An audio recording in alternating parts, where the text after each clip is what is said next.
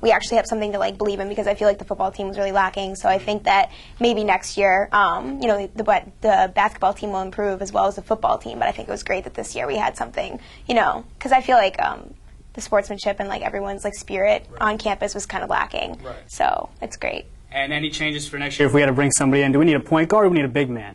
I think we need a point guard who really plays the point. I think like guys like Lance Hurdle, they're kind of, I don't know if they're really point guards, but I think the biggest help would be a big man who had his back to his basket. Anthony King liked to play on the perimeter a lot. Jimmy Graham, Dwayne Collins, they're more finesse guys. I don't know if they don't. I mean, everyone's going to improve, so that's a good thing. And pretty much everybody returns, so I think we'll be good next year. Most memorable moment of this season, what would it have to be for you guys? I'm not sure. I'm not a huge basketball fan, but I would say the football. Duke game, hands down. So Duke game, Duke yeah, that's true. I think the best moment. Definitely. Great, great. All right. Well, thanks a lot for joining us. Those were the 3 topics. Thanks, guys. It's always a pleasure. Thank you. And now we have the survey on the 3 topics we just discussed. You guys back at home voted on. The first question is, do you think UM should regulate laptop use during class? 20% said, I don't care, and a whopping 73% said no. And our second question going into March Madness, what team will win it all? Well, you Canes fans had University of Miami number 2. Unfortunately, Texas took care of that. And number 1, UNC. So Miami thinks UNC is going to make it all the way and be crowned champion. And are you satisfied with the service at the Student Health Center? That was our last question. 13% answered always. 40% answered sometimes. 13% said never. And a whopping 33% said, I've never even been to the health center. Well, for those were our 3 topics, but what else has been on your mind? The floor is yours. It's you voice. People will do whatever you tell them if you have a camera. I got to talk to one of the founders of YouTube once, and they asked a question about net neutrality. If you don't know what net neutrality is, that would be saying that the cable company has the right to produce your websites at the bandwidth levels that they want. So that means if a certain website pays more money to the cable company, they'll get to download faster. And the guy says, you know what? I honestly never really thought of it. Well, let me tell you something. If you've got $60 million in Google stock and you've never really thought of it, you're just an idiot.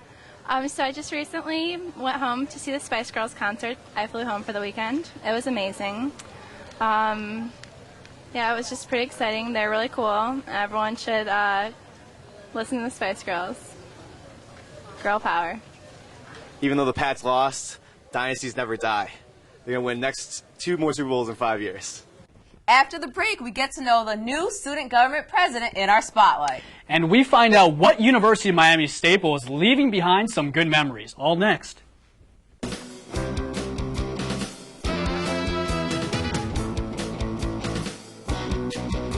Sports is already fun, but we go that extra mile. Stop it. What a pass. Speed Racer, go Speed Racer, go. And I'm sure that guy did not order any glass with his hot dog, eh? Boy, that is a big, scary man. Live the highlights. Unforgivable, man. Wow. Breathe Sports. Your King Sports Show. Sports Day. Live Fridays on UMTV. Our new student government president, Brandon Gross, was just elected. He spoke with our reporter, Cassie Glenn. Check it out. Hi, I'm Cassie Glenn with Real People, Real Talk. After a fierce runoff election, your votes were finally tallied and your student government leaders elected. I took some time out to talk with your future student government president, Brandon Gross. Kind of plan out all of our platform ideas and get people working on them, make sure we get those accomplished. I want to get as many of those done before we get back from summer break so that they can affect the freshmen and the students that we have here now, and we can get that stuff out of the way as promised so that we can reach out to the students and do the things that they want us to do outside of the things that we promised. This election did not last a normal amount of time. Due to a runoff election, a blackout, and penalties charged to both candidates, the election lasted a whole nother week. First, I want them to be able to take those palm cards that I know they loved getting for 3 weeks and check off everything on there as accomplished goals, and also to know that we did reach out to them. We did the things that they asked us to do as their representatives, and that hopefully the future administrations can continue on that lead. So it looks like Brandon has everything all set up for the upcoming year. For Real People, Real Talk, I'm Cassie Glenn, coming at you from the School of Communication Courtyard. Thanks, Cassie. Brandon Gross will take over as president in the fall. Did you hear that our favorite bar and grill, the Rathskeller, is closing in the fall? I heard. I love the curly fries. I love everything about the Rat. Jackie Franciulli tells you more. 35 years ago, President Stanford and Margaret Gautier toasted to the opening of the Rathskeller. Since then, it has become part of student history. It's a University of Miami staple. This place has been here forever. Every single kid every guy who goes to UM, they all know about the Rat. Everyone just comes and has a quick lunch at the Rat, and I think it's just kind of part of UM's history. To some students, it's all about the gliders. To others, it's the cool shakes. But to students like Slav Austin, the Rat has had a special impact in their college experience. I mean, I love it here, and I guess it's just because I look around, I feel connected to everybody here. I get to people watch here. You know, you get to order food and drink beers. I mean, it's the chillest place on campus. After 35 years of memories, the Rat will close its doors in December for the building of the new Student Activity Center. The Rat will move to Sbarro's until the new center is built in 2011. But manager Everett Price says there's one thing that will allow the Rat to continue on with its legacy. I think it's the students that make it special. You know, the students that come in and out, they have a sense of ownership here, the student employees. You know, everyone knows that it's their place. So, you know, they take pride in that, and it makes it special that students can come here and say, hey, you know, really this is for us. From watching that big football game on a big screen, to admiring the beautiful view, to even just grabbing a bite with friends, the Rat has left its mark. And students have made its history. According to Paige Evans, a new location will not change this huge tradition. Just the people, I'd really say, are the memories, cool kids who come through. So, yeah, students are here to make new histories. This is Jackie Franciulli for UMTV.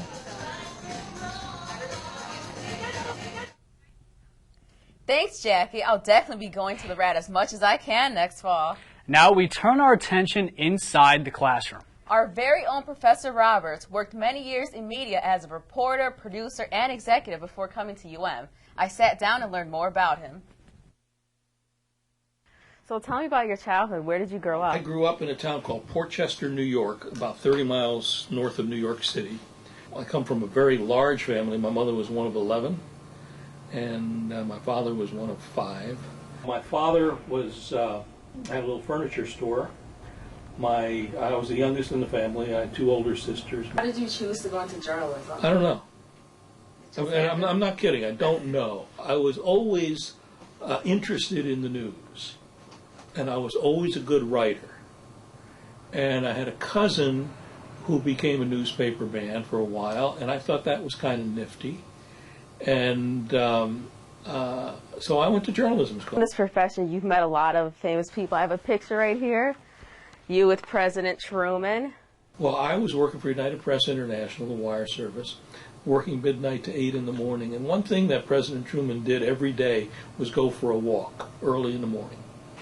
And so they said, okay, kid, you're the new kid. You got to go do this terrible job. I said, you bet, I'll go. After you worked for UPI, you worked for Capital Cities Broadcasting. I went to Providence, Rhode Island, worked up there for almost a year, 1962, local television, and got to learn television a little bit.